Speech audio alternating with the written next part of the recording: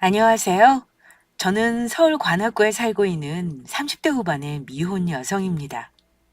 얼마 전 저는 30년 전에 잃어버렸던 여동생을 기적적으로 찾게 되었는데요. 아직도 그날의 일들을 생각하면 심장이 벌떡벌떡 합니다. 찾을 수 없을 거라 여겼던 여동생을 찾게 되어 기뻐서 그런 것도 사실이지만 제 동생을 찾게 된 이유가 정말 기구했거든요. 30년 전 제가 8살 때 잃어버렸던 동생을 찾게 된 것은 제가 예비신랑과 결혼을 약속하며 예비시댁에 인사를 갔을 때였습니다. 저희 소중한 동생이 그곳에서 식모 취급을 당하며 노예처럼 부려지고 있었던 것입니다. 아직도 그 생각을 하면 눈이 뒤집히는 것이 제 동생을 괴롭혔던 그것들을 어기적 씹어주고 싶은 심정입니다. 저는 젊은 시절 생활용품을 만드는 회사의 연구팀에서 연구원으로 근무하고 있었는데요. 제가 여러 아이디어로 낸 제품이 여러 번 히트하면서 능력을 인정받고 있었습니다. 그런데 어느 정도 연차가 쌓이자 제가 사장이 되어 제 이름을 걸고 직접 제 상품을 팔아보고 싶은 욕심이 생기더라고요. 저는 그렇게 회사를 나와 사업을 시작하게 되었고, 여러 고생도 많았지만 악바리처럼 버티며 끈기 있게 노력한 결과 나름대로 성공을 거두며 탄탄대로를 걷게 되었죠. 그러다 보니 자연스레 연애니 결혼이니 부수적인 것들이 늦어지게 되었고요. 그러던 중 제가 사업을 시작한 초창기 때부터 친하게 지내던 거래처 사장님께 사람을 소개받게 되었고, 처음 만난 순간부터 끌렸던 저희 두 사람은 자연스레 연인 사이로 발전하며 미래를 함께하기로 약속하게 되었습니다. 그이도 저처럼 생활용품을 만드는 회사를 운영하고 있었는데, 그래서 그런지 서로 통하는 것도 많아 여러 사업적인 이야기도 나누며 힘든 부분을 서로 나눌 수 있다는 것이 참 좋았습니다. 그렇게 전 그이와 결혼을 약속한 후 자연스레 예비시댁에 인사를 드리러 가게 되었죠.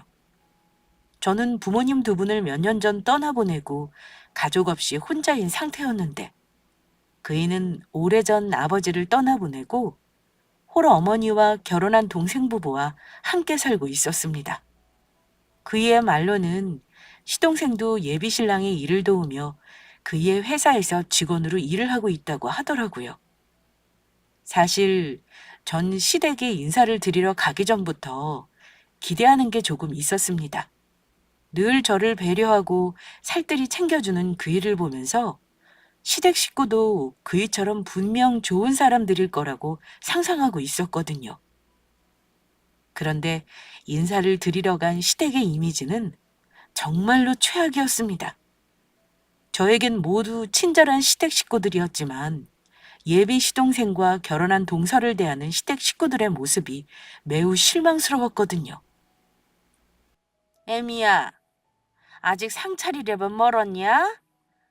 처음으로 네 시아주버니가 결혼할 여자라고 네 형님 될 사람을 데리고 왔는데 아직도 준비하지 못하고 뭐 하는 거니? 네, 어머니 죄송해요. 빨리 할게요. 아유, 맨날 속 터져 못 살겠네. 가진 것도 없는 고아를 데려다가 가족으로 받아주고 먹이고 입혀줬으면 그만한 노릇은 해야 되는데 뭐 하나 제대로 하는 게 있어야지. 여보, 형이랑 형수님 배고프시겠다. 엄마 말대로 빨리빨리 좀 준비하라고. 처음부터 나 쪽팔리게 만들 거야. 형수님은 잘 나가는 회사 사장님이라는데 당신은 집에서 놀면서 이런 것도 하나 제대로 못하고 정말 비교된다 비교돼. 아유, 밥만 축낼 줄 알지.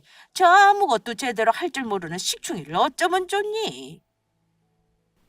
그런데 저로선 이해할 수 없는 동서를 막대하는 시댁 식구들의 행동은 밥 먹는 식사 시간에도 계속되었습니다.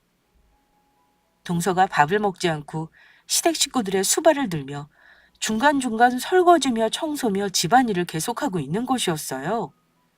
옛날 어른들의 말씀처럼 꼭 남의 집 식모살이 하는 사람처럼요. 예비시댁을 나온 저는 아무리 그래도 동서를 함부로 대하는 시댁 식구의 모습은 정말 아닌 것 같아 차로 저를 바래다주는 그 일을 향해 몇 마디 해주었습니다. 게다가 동서가 고아란 소리에 더욱 마음이 끌렸거든요. 30년 전 잃어버렸던 여동생이 떠올랐던 것입니다. 저희 부모님은 돌아가실 때까지 잃어버린 여동생을 걱정하며 그리워하셨습니다. 저 또한 단 한 번도 동생을 잊은 적이 없었고요. 걸음마를 시작할 때부터 저의 뒷공무니를 쫓아다니며 언제나 저를 따르던 사랑스럽고 예쁜 여동생이었으니까요. 그래서인지 자세히 사정은 알 수 없지만 제 동생과 비슷한 또래의 예비 동서가 시댁에 당하는 모습을 보니 꼭 제 동생이 당하는 것처럼 남일 같지 않게 느껴졌습니다. 제 동생이 컸으면 딱 동서 정도 되는 나이였거든요. 아무리 시꾸라지만 동서한테 너무 심한 거 아니야? 가만히 보니 동서 챙겨주는 사람 한 명도 없고 계속 일만 하고 자기라도 서방님한테 말해서 동서 좀 잘 챙겨주라고 이야기해. 그렇게 신경 쓰지 않아도 돼. 자기한테 일부러 말 안 한 것도 있는데 재수 씨가 남들보다 좀 모자라거든.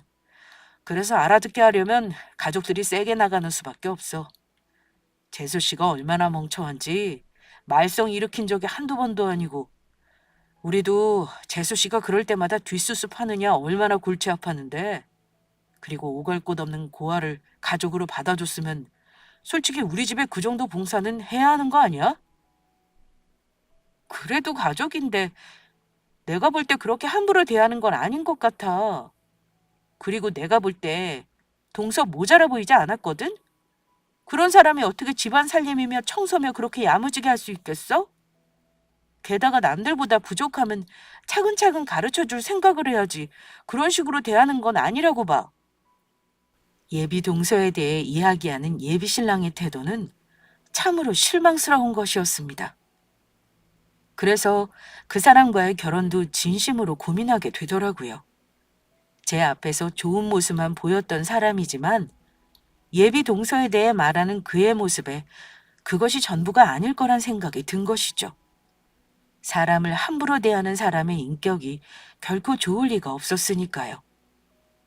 지금이야 예비 신랑이 잘해준다지만 그런 사람이라면 제가 힘없고 가진 게 없어지면 언제든지 배신할 수 있는 사람처럼 보였습니다.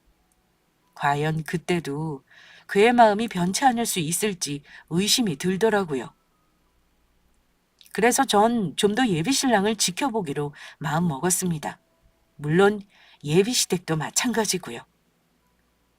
얼마 후 전 예비 시모의 초대를 받게 되었고 다시 시댁에 가게 되었습니다.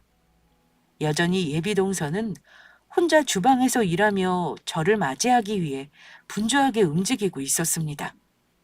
예비 시모와 시동생은 그런 동서를 도와주기는커녕 동서를 종부리듯 하며 쉬기에 여념이 없었고요. 그래서 저라도 예비 동서를 도와주기 위해 팔을 걷고 직접 나섰습니다. 그럴 필요 없다면서 예비 시모며 신랑이며 시동생까지 나섰지만 제가 하고 싶어 하는 것이니 말리지 말아달라고 했죠. 그렇게 예비 동서 옆에서 식사를 준비하며 도와주고 있는데 그날은 동서의 목에 저번에 볼 수 없었던 목걸이가 걸려있는 것이 보였습니다. 그리고 동서의 목걸이를 확인하는 순간 저는 숨이 멎는 줄 알았습니다. 오래전 보았던 것이긴 하지만 동서가 목에 걸고 있던 목걸이는 저도 잘 알고 있는 아주 익숙한 것이었으니까요. 30년 전 잃어버렸던 어린 여동생이 차고 있던 목걸이와 똑같은 것이었습니다. 여동생을 유독 예뻐했던 외할머니가 금은방에 직접 주문해 선물해 주었던 금목걸이였죠. 저는 떨리는 음성으로 예비 동서를 향해 조심스레 입을 열었습니다. 이미 전해왔을 때 예비 동서에게 말을 놓기로 해서 편하게 물을 수 있었죠. 동서, 미안한데 그 목걸이 어디서 난 거야? 아, 목걸이요. 혹시 형님 이 목걸이가 마음에 드신 거예요? 제가 고아인 건 형님도 잘 아시죠? 어렸을 때 가족을 잃어버려서 잘 기억은 안 나는데 이건 제가 보육원에 들어가기 전부터 차고 있었던 것 같아요.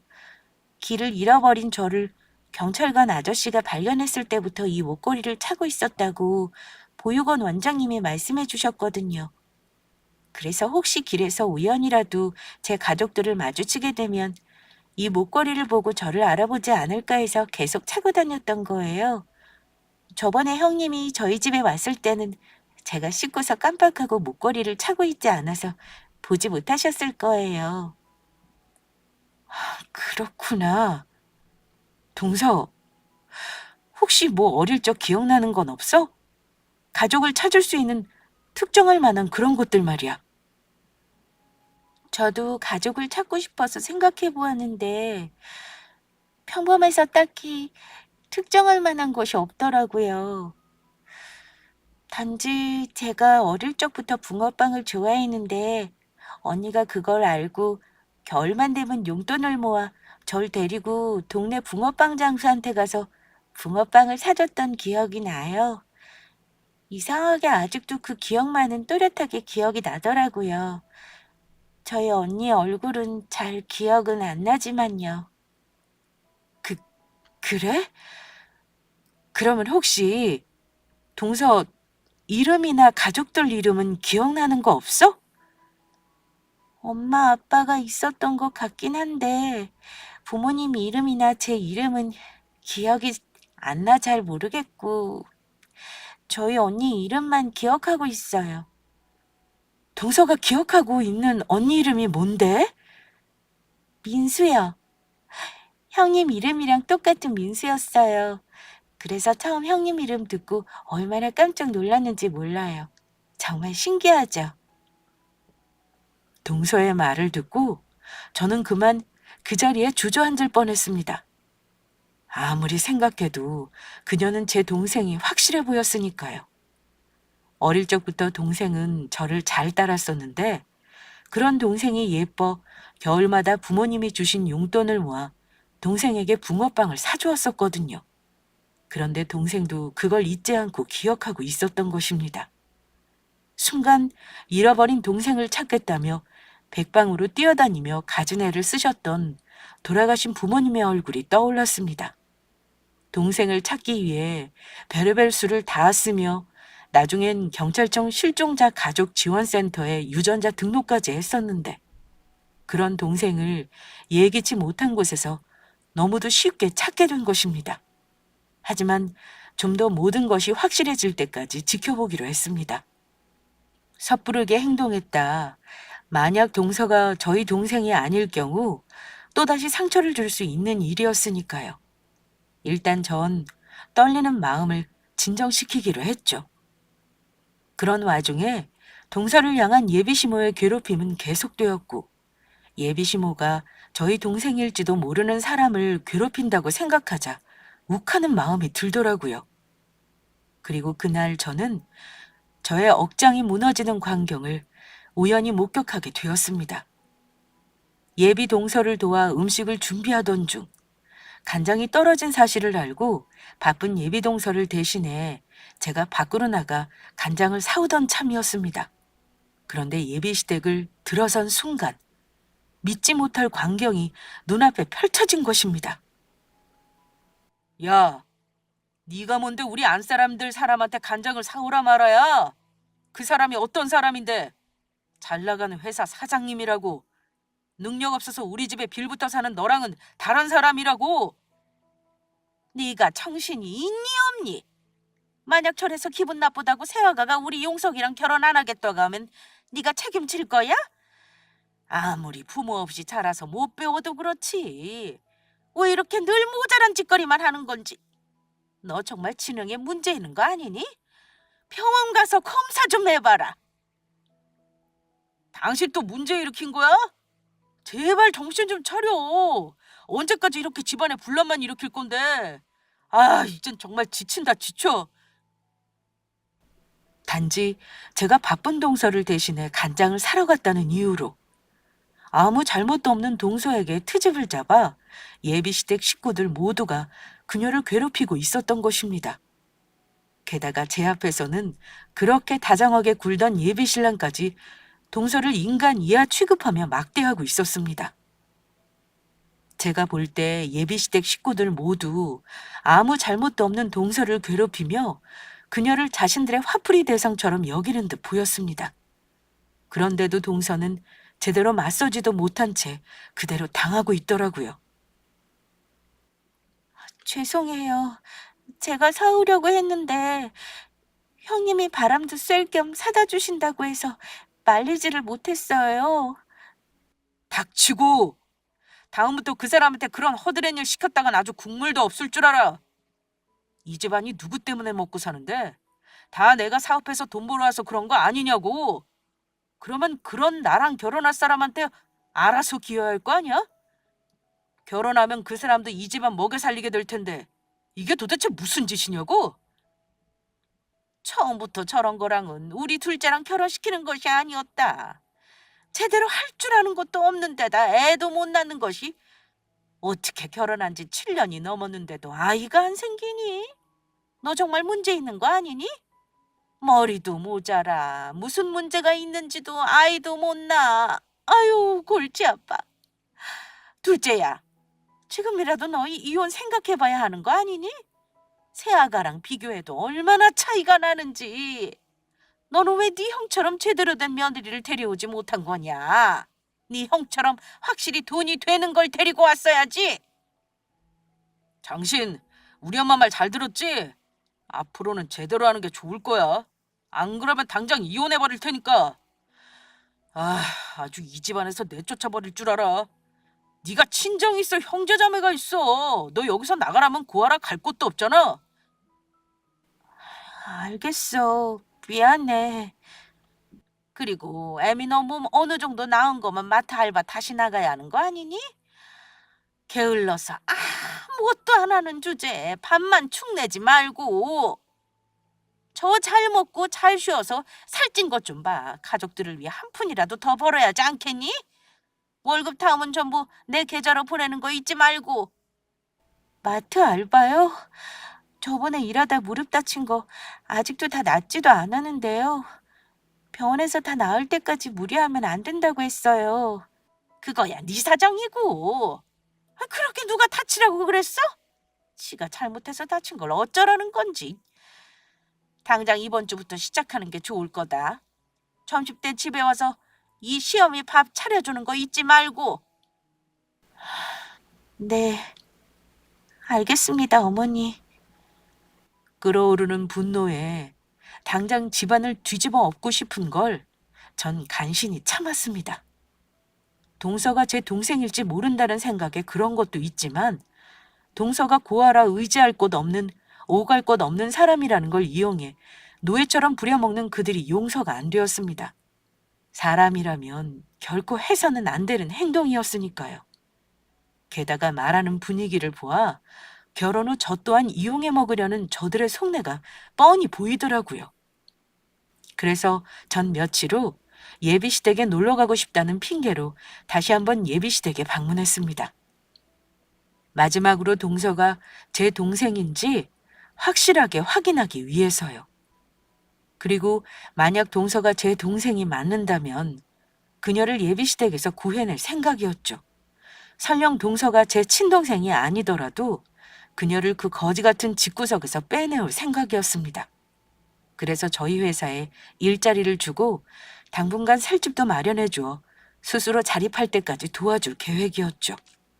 그런데 예비시댁을 방문한 날, 저는 그전과는 비교도 할 수 없을 만큼의 기가 막힌 일을 목격하게 됩니다. 예비시댁 식구들이 모여 밥을 먹고 있는데 그날도 동서는 가족들과 밥을 먹지 못하고 혼자 수발을 들며 집안 청소를 하기에 바빴습니다. 그런데 예비시모가 국을 다 먹고 동서에게 국을 더 떠오라고 시키더라고요. 동서는 예비시모의 말대로 국을 떠다 줬는데 예비시모가 국을 동서 얼굴에 끼얹는 것이었어요. 너는 이걸 국이라고 떠왔니? 이런 걸 누구 보고 먹으라고? 미지근해서 다 식었잖니. 당장 데워서 다시 떠와라. 너무 놀란 저는 순간 할 말을 잃고 말았습니다.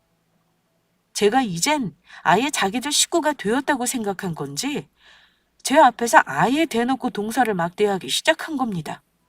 예비 시동생과 그이는 그런 시모를 말리기는커녕 아무렇지 않게 지켜보았고요.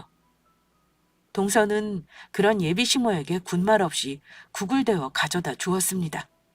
그리곤 저희가 다 밥을 먹은 후가 돼서야 남은 반찬으로 끼니를 때우는데 저는 눈물이 나오려는 것을 간신히 참았습니다. 그동안 예비 시동생에게 시집아 어떤 대우를 받고 살았을지 그 생각을 하니 얼마나 가슴이 아프고 속상한지 제 가슴에 비수가 꽂히는 듯 했습니다. 가슴에선 피눈물이 흐르는 듯 했죠. 그 후 다 같이 후식으로 과일을 깎아 먹게 되었는데 동서가 과일에는 입에도 손을 안 대는 것이었습니다. 혹시 시댁 식구의 눈치를 보여 그런가 싶은 마음에 제가 동서를 챙기며 물었습니다.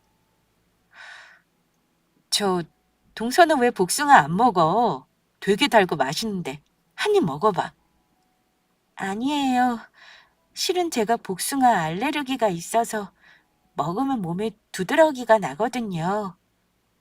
저는 동서의 대답을 듣고 그만 들고 있던 찻잔을 떨어뜨릴 뻔했습니다.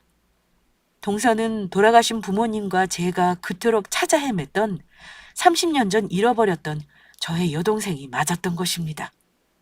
저희 여동생 또한 복숭아 알레르기가 있어서 어려서부터 먹지 못했었거든요. 더는 의심할 필요도 고민할 필요도 없었죠. 하지만 예비시댁 식구들 앞에서 바로 티를 낼 수는 없었습니다. 그 일을 비롯해 예비시댁 식구들의 그동안의 행동으로 보아 제가 동서의 친언이란 사실을 알게 되면 저 인간 같지도 않은 것들이 제 동생을 빌미로 저와 제 동생을 괴롭히며 무엇을 요구할지 알 수 없었으니까요.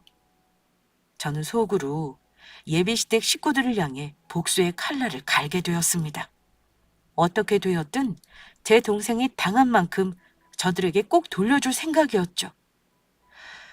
저는 그 자리에서 시댁 식구들을 향해 당장 말해주고 싶었습니다.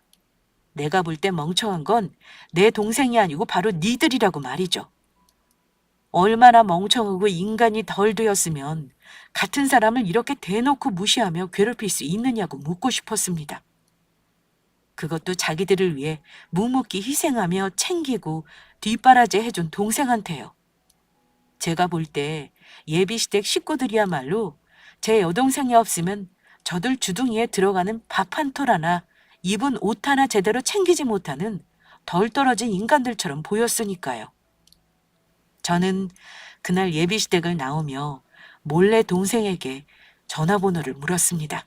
제가 연락을 할 테니 꼭 제 전화를 받아달라고요. 사뭇 진지한 제 표정에 동생은 의아해했지만 알겠다고 하더라고요. 그리고 바로 다음 날 동생에게 연락을 했습니다. 동서, 혹시 주변에 어머니나 서방님 있어? 아니요.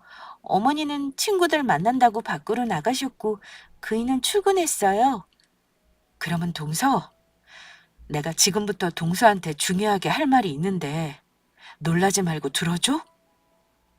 무슨 일 때문인지는 모르겠지만 알겠어요, 형님. 동서, 내가 사실은 동서 친언니야. 네? 형님이 제 친언니라뇨? 갑작스레 그게 무슨 말씀이세요?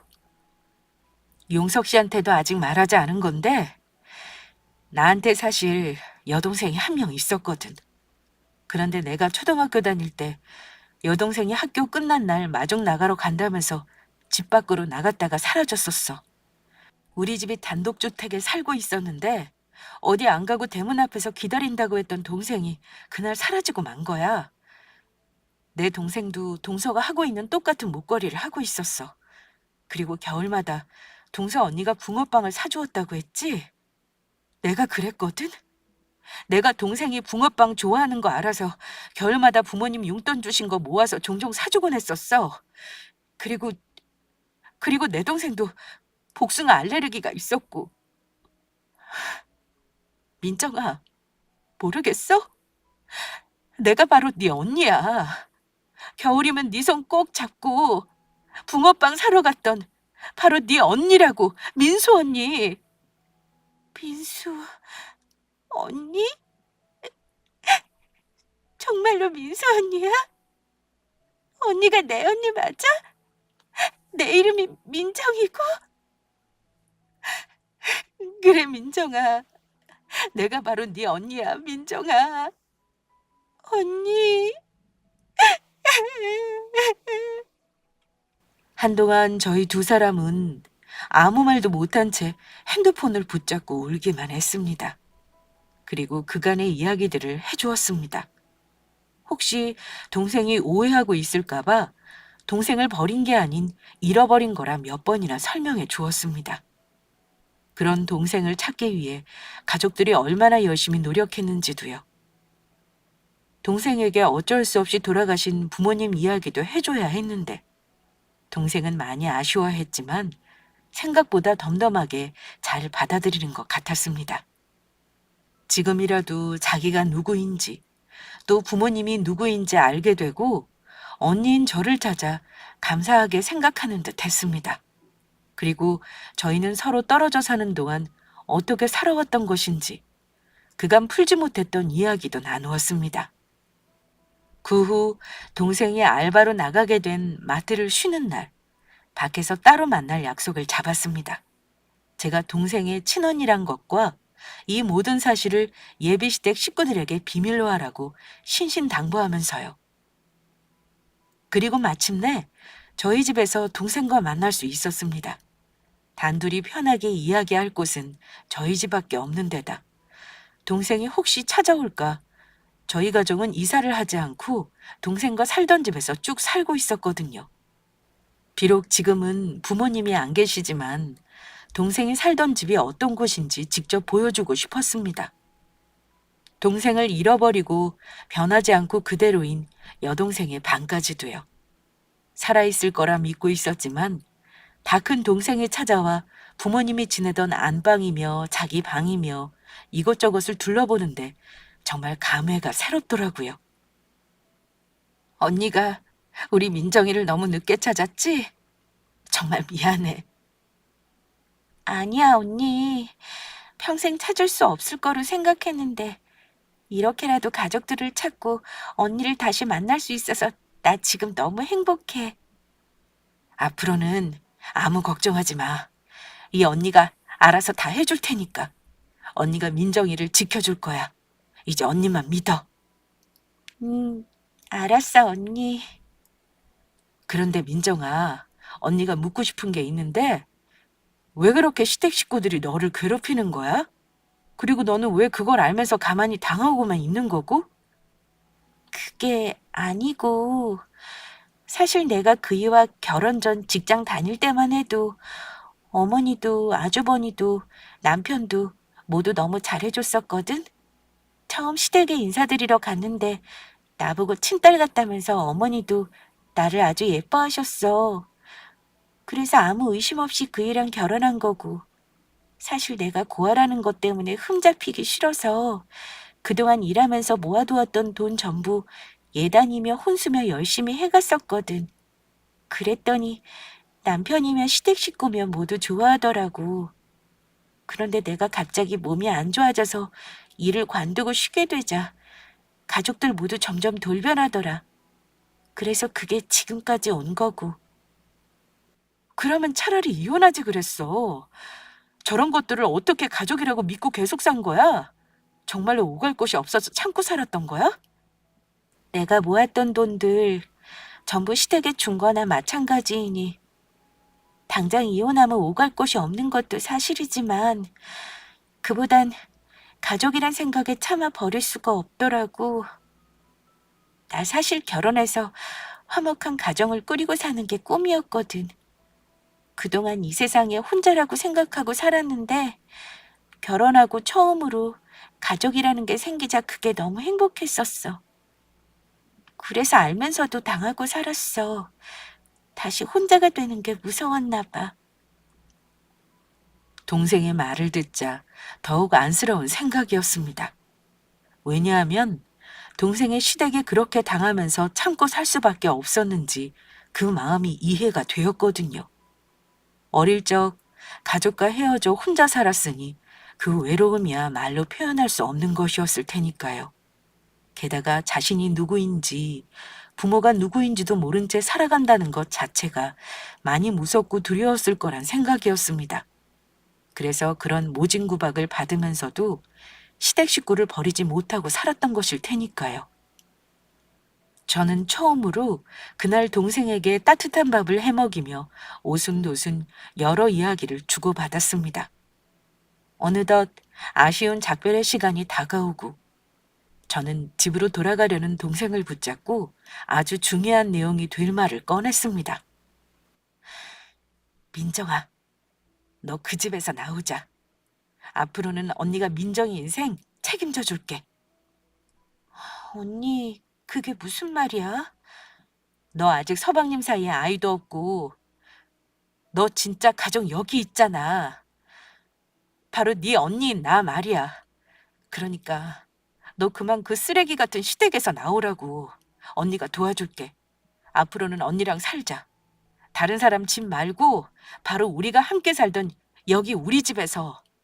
언니 성공해서 돈도 많이 벌었고 우리 동생 하나쯤은 먹여 살릴 능력 돼. 부모님이 네 앞으로 남기신 재산도 있어.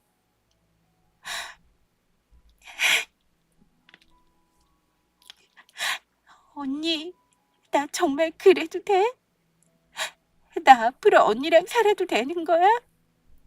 내가 정말 그래도 돼? 당연하지.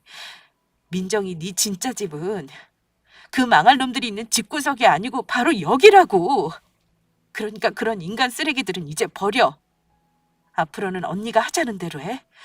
언니가 전부 알아서 할 테니까. 알았어, 언니. 정말 고마워. 하나밖에 없는 내 언니. 하는 걸로 봐선 예비 시댁에선 동생이 이혼을 원해도 안 놔줄 가능성이 컸습니다. 어디를 가도 동생처럼 자기들을 위해줄 사람은 찾기 힘들 테니까요. 그러니 동생이 이혼할 수 있도록 준비를 해야 했습니다. 그들이 어떻게 동생을 괴롭히는지 증거를 수집해야 했습니다. 그래서 동생에게 조금 힘들겠지만 증거를 모으는 잠시 동안 시댁에서 지내라고 이야기할 수밖에 없었습니다. 시댁 식구들이 동생을 어떻게 괴롭히는지 핸드폰으로 음성을 녹음하게 시켰고 그동안 동생이 마트에서 일하며 벌었을 월급을 착취한 시모의 은행 계좌가 찍혔을 동생의 통장도 잘 챙겨놓으라고 이야기해 주었습니다. 그들이 동생에게 저지른 정신적 학대는 분명히 범죄였고 도저히 용서할 수 없는 것들이었으니까요. 동생이 증거를 수집하는 동안 저는 그 동생 시댁 놈들에게 어떻게 복수를 해줄까 깊은 고민에 빠졌습니다. 그런데 제가 고민할 필요도 없이 아직도 저와 결혼할 거라 철석같이 믿고 있던 예비 신랑 놈이 제 무덤을 파더라고요. 자기야, 사실 그동안 내가 말 못한 게 있는데 어차피 우리 결혼도 하게 될 거고 이젠 솔직하게 이야기하려고. 어차피 우리 이제 한 가족이나 마찬가지잖아. 무슨 이야기인데? 편하게 이야기해봐. 실은 지금 우리 회사 자금 사정이 좀 어려워. 이번 달까지는 어떻게든 직원들 월급을 주긴 했는데 다음 달부터는 어떻게 해야 할지 너무 막막해서 이러다간 힘들게 키워놓은 회사가 망하는 건 아닌지 모르겠어. 그래서 말인데 자기가 우리 회사에 투자 좀 해주면 안 될까? 어차피 앞으로는 내 회사가 자기 회사 되는 거고 자기 회사가 내 회사 되는 거나 마찬가지잖아. 나 망하면 자기도 같이 망하는 거라고. 알겠어. 확답은 할 수 없지만 일단은 나도 한번 잘 생각해 볼게. 정말이야? 정말로 우리 회사 투자하는 거 생각해 보는 거지? 고마워, 자기야. 정말 고마워. 저는 속으로 생각했습니다. 너처럼 쓰레기놈 회사에 내가 투자하는 일은 절대 없을 거라고요. 단지 제가 그렇게 답을 하면 예비 신랑 놈이 어떻게 나오는지 보려고 했던 것입니다. 그리고 예비신랑의 회사가 어렵다는 말에 예비신랑의 회사에 뒷조사를 시작했습니다. 왜냐하면 얼마 전까지만 해도 여러 히트 상품을 내며 잘 나갔던 회사였던 거로 알고 있으니까요.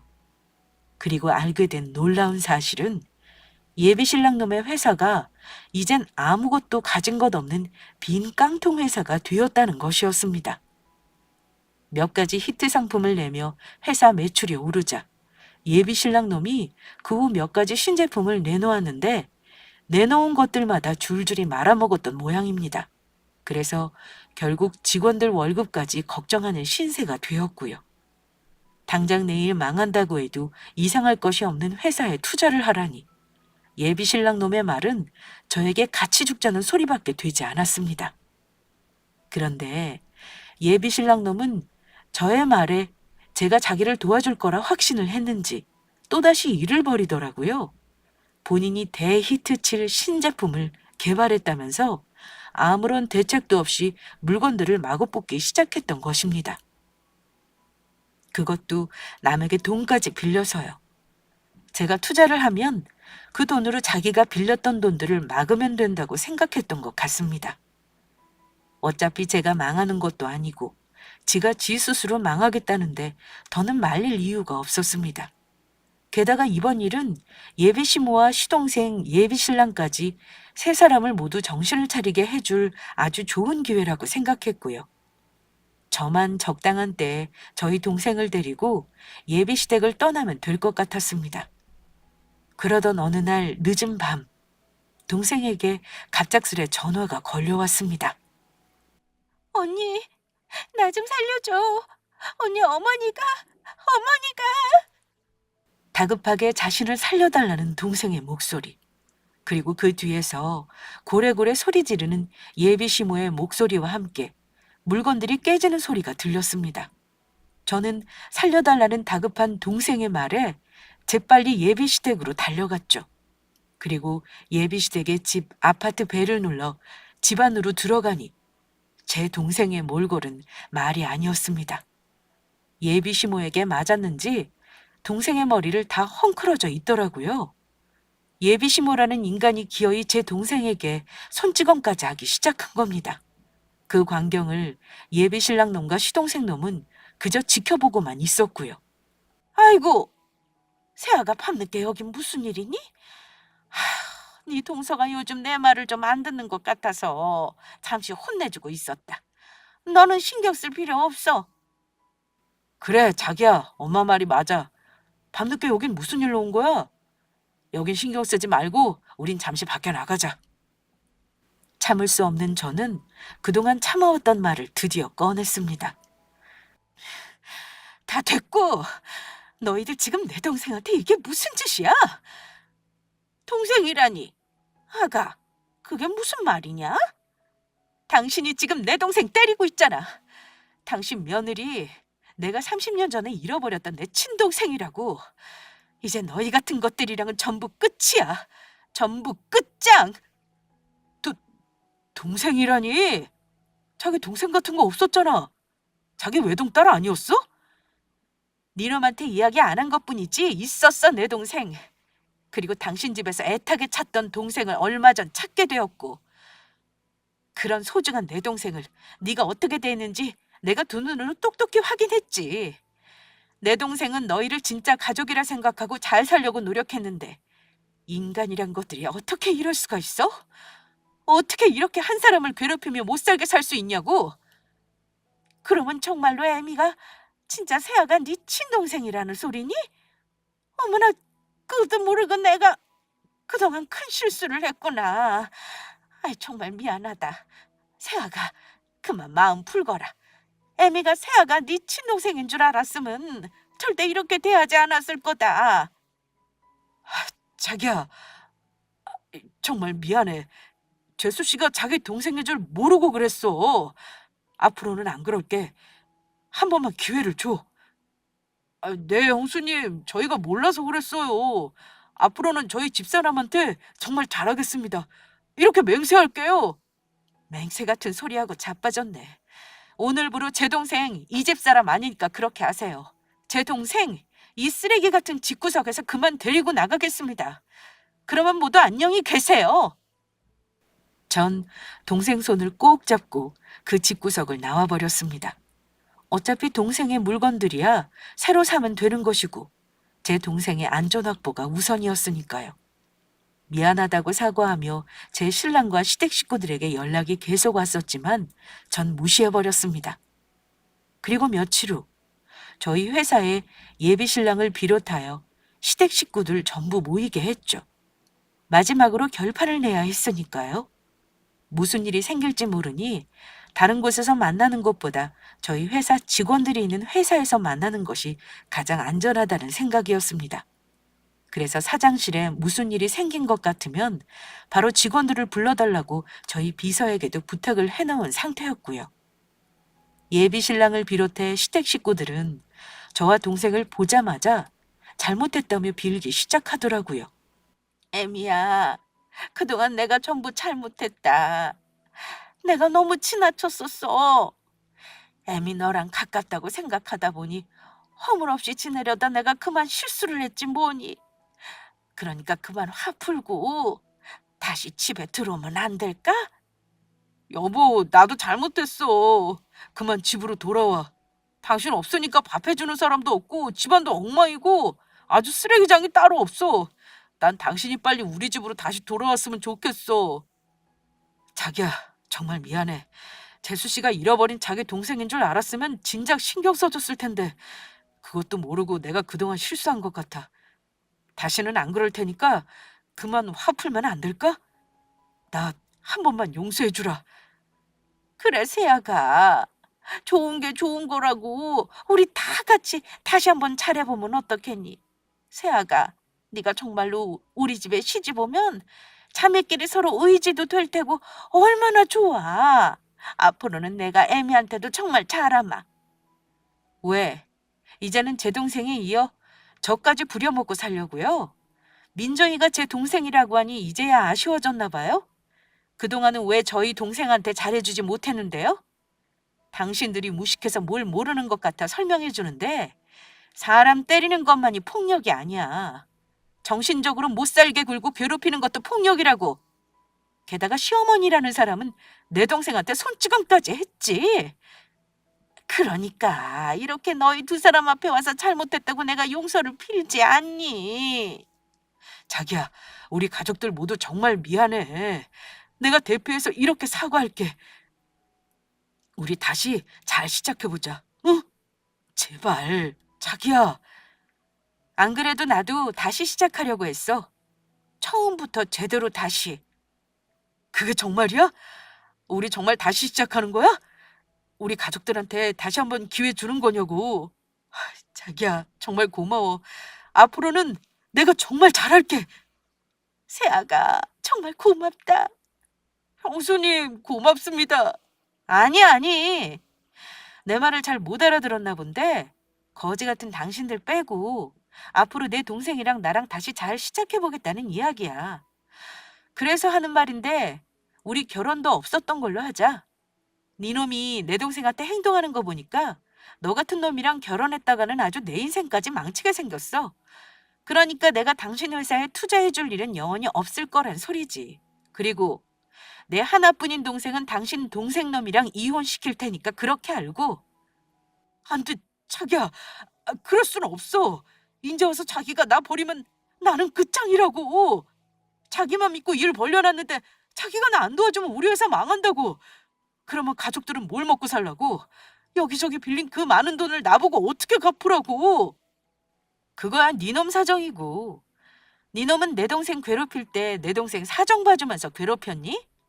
당신들 내 동생 보고 모자라다고 했지? 그러는 당신들이야말로 얼마나 모자라면 같은 사람을 무시하고 괴롭힐 생각을 할 수 있는 거야? 내 동생 없으면 밥 하나 할 줄 모르는 덜 떨어진 인간들이? 세아가, 내가 잘못했다. 그동안의 정을 봐서라도 다시 한번 생각해 주거라. 형수님, 이혼이라뇨. 절대 안 됩니다. 저 집사람 없으면 못 살아요.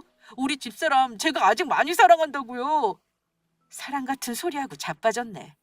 사랑한다는 놈이 너 하나 믿고 시집온 내 동생이 네 엄마랑 네 놈 형한테 괴롭힘 당할 때 지켜만 보고 있었냐? 아니지. 내 놈도 같이 괴롭혔지. 내 놈이 저 두 사람보다 더 나쁜 놈이야. 어디 너도 한번 당해봐라. 저는 동생 속 시원해지라고 동생이 보는 앞에서 예비 시동생이었던 놈을 원 없이 두들겨 패주었습니다. 그리곤 직원들을 불러 세 사람 모두 쫓아냈죠. 악에 받쳐 침까지 흘리며 울며 불며 매달리려 하는 시모를 향해 저는 아주 충격적인 소식이 될 몇 마디 이야기를 해주었습니다. 아, 그리고 아줌마, 우리 동생한테 불임이라고 어디 문제 있는 거 아니냐고 물었었지? 안 그래도 당신한테 맞은 내 동생 병원에 진단서 떼러 가면서 산부인과도 데리고 가봤거든? 그런데 우리 동생 아주 건강하다고 하더라고. 그러니까 문제는 아무래도 당신 아들한테 있는 것 같아. 더 늦기 전에 당신 아들 병원에 데리고 가보라고. 당신 아들이 불임인 것 같으니까. 그게 무슨 소리야? 그럼 우리 아들이 아이를 못 가진다는 소리야? 지금 그 소리냐고. 제 말에 적잖이 충격을 받았는지 예비 시모와 시동생은 정신이 나간 듯 보였습니다. 저야 아이를 못 가져도 부부끼리 행복하게 살면 상관없다고 생각하는 사람이지만 예비 시모와 시동생에게는 꽤나 절망적인 소리였나 봅니다. 그 와중에 예비 신랑이었던 놈은 저를 붙잡으려 애를 썼고요. 전부 소용없는 일이었지만요. 그 후 저는 동생과 예비 시동생 놈을 이혼시켰고 예비 시모와 시동생에게 제 동생을 괴롭힌 것에 대한 위자료까지 전부 받아냈습니다. 중간에 제가 자기 아들을 때렸다며 예비 시모가 저를 고소할 거라고 하기에 얼마든지 해보라고 했죠. 저도 당신이 내 동생 때린 거 고소할 거라고 맞받아치면서요. 동생은 제가 자기 남편을 때려준 것을 보니 그동안 억울했던 마음이 풀리면서 아주 속 시원했다고 하더라고요. 그리고 결국 예비 신랑의 회사는 망하게 되었습니다. 저를 이용해 무턱대고 일을 벌리려 하다가 스스로 망하게 된 것이죠. 들리는 소문에 의하면 예비 신랑 가족들 모두 거리에 나앉게 되었다고 하더라고요. 빚진 곳이 한두 곳이 아니었는지 빚쟁이들에게 시달리며 고생이 이만저만이 아니라고 합니다. 그리고 얼마 지나지 않아 예비 시동생이 저희 동생을 포기 못하고 다시 찾아온 적이 있었는데 저희 동생은 그런 예비 시동생을 향해 뺨을 한 대 날려주었다고 합니다. 저와 살며 진짜 가정이 어떤 건지 알게 되었고 그래서 더욱 시댁 식구며 전 남편을 용서할 수 없게 되었다고 하네요. 모든 일을 해결하고 전 동생을 데리고 부모님 산소에 찾아갔습니다. 동생은 한동안 부모님 산소 앞에 앉아 서럽게 울더라고요. 저는 그런 동생을 다독이며 위로해 주었습니다. 그리고 얼마 전 동생 고집에 우리 두 사람은 유전자 검사를 하게 되었습니다. 저는 할 필요가 없다고 했지만 혹시 모르니 확실히 해둬야 한다고 동생이 말하더라고요. 그런데 역시 제 친동생이 맞더라고요. 그리고 현재 동생은 늦가기 공부를 시작했습니다. 고아로 홀로 살아왔으니 형편 때문에 대학에 가고 싶어도 갈 수가 없었나 봅니다. 그래서 제가 얼마든지 지원해 줄 테니 다시 공부를 시작해보라고 했죠. 동생은 사회복지사가 되어 자기처럼 부모 없이 자란 아이들에게 조금이라도 힘이 되어주고 싶다고 하더라고요. 돌아가신 부모님을 대신해 동생의 꿈을 열심히 응원해 주려 합니다. 그리고 저의 소식이 궁금해하실 분들이 계실지 몰라 말씀드리자면 저도 아주 잘 지내는 중입니다. 부모님에게도 들어본 적 없는 잔소리를 동생에게 들으면서요. 사업을 하려면 건강을 잘 챙겨야 한다며 동생의 잔소리가 이만저만이 아니거든요. 그래도 부모님이 돌아가시고 지금만큼 행복했던 때는 없었던 것 같습니다. 동생을 찾아 이제는 하늘에서 마음 놓고 편히 쉬고 계실 부모님 생각에 마음이 놓이기도 하고요. 앞으로도 저희 두 자매 서로에게 의지하며 열심히 살아보려 합니다. 썰TV 구독자 여러분의 많은 응원 부탁드립니다. 감사합니다.